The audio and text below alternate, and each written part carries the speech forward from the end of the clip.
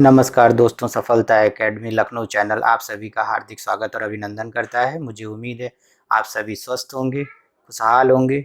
आइए चलते हैं। आज हम लोग बात करेंगे संसद यानी पार्लियामेंट। संसद क्या है? सबसे पहले संसद के बारे में बताते हैं। संसद दो भागों में बटी है। संसद के दो परिवार हैं। एक परिवार का नाम है राज्यसभा और दूसरे परिवार का नाम है लोकसभा। आइए चलते हैं, राज्यसभा के बारे में बात करते हैं। सबसे पहली बात, राज्यसभा का गठन 3 अप्रैल 1952 को किया गया।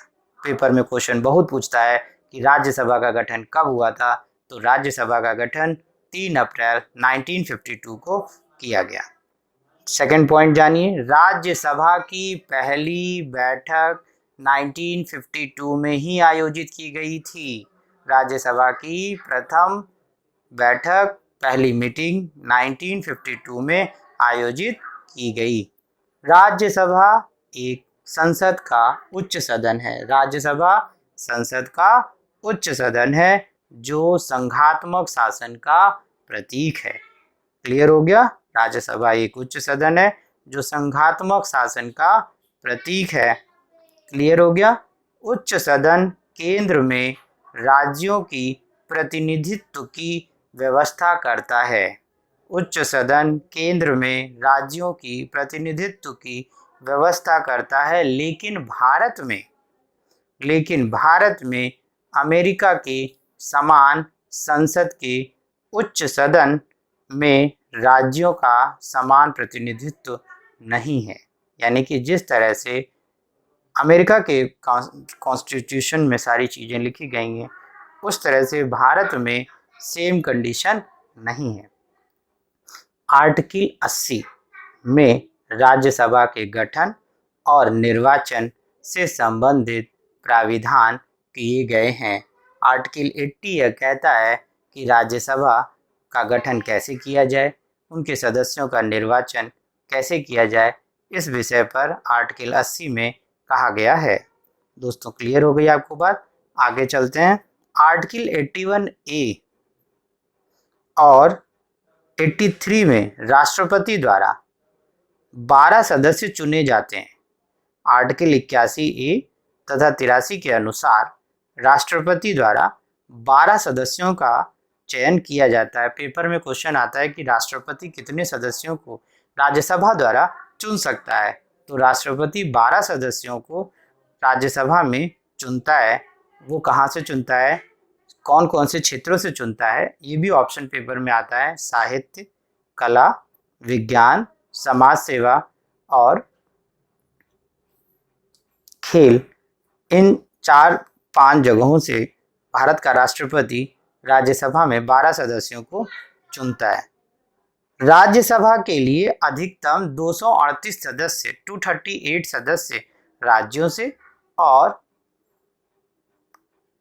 केंद्र शासित प्रदेशों से होते हैं। यानी 250 टोटल सदस्य हैं।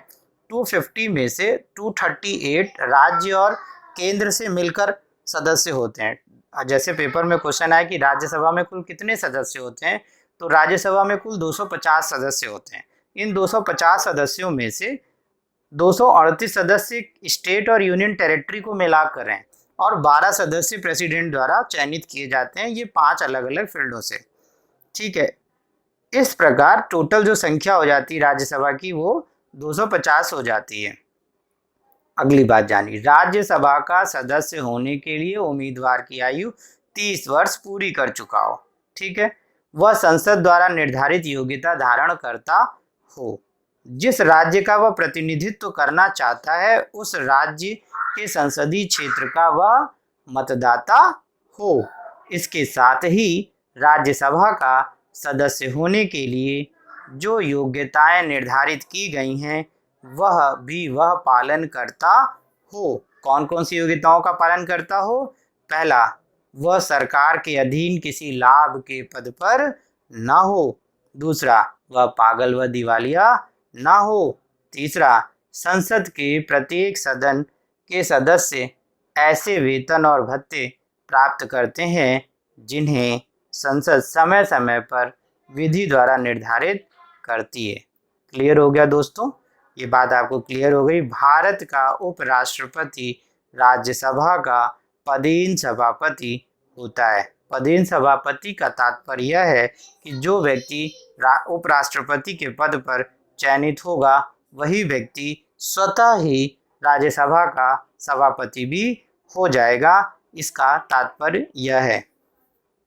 जब सभापति राष्ट्रपति के रूप में कार्य करता है तब राज्यसभा के सभापति का पद खाली रहता है। इस बात को ध्यान रखिएगा। अगर सभापति राष्ट्रपति के रूप में कार्य करेगा उस दौरान सभापति का पद खाली रहता है। उपराष्ट्रपति उपसभापति उसके कार्यों को देखता है।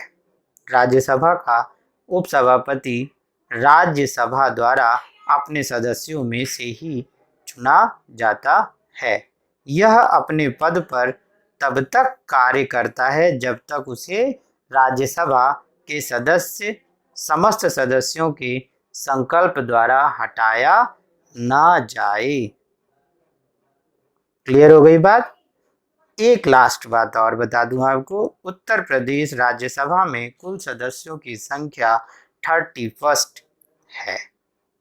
तो दोस्तों मुझे उम्मीद है राज्यसभा के बारे में आपको क्लियर हो गया होगा। मैंने कम से कम समय में आपको पेपर में पूछे गए राज्यसभा से संबंधित प्रश्नों को बताया। आपको हमारा वीडियो पसंद आएगा, आप इसे लाइक करें, सब्सक्राइब करें और बेल बटन दबाना ना भूलें। थैंक यू दोस्तों।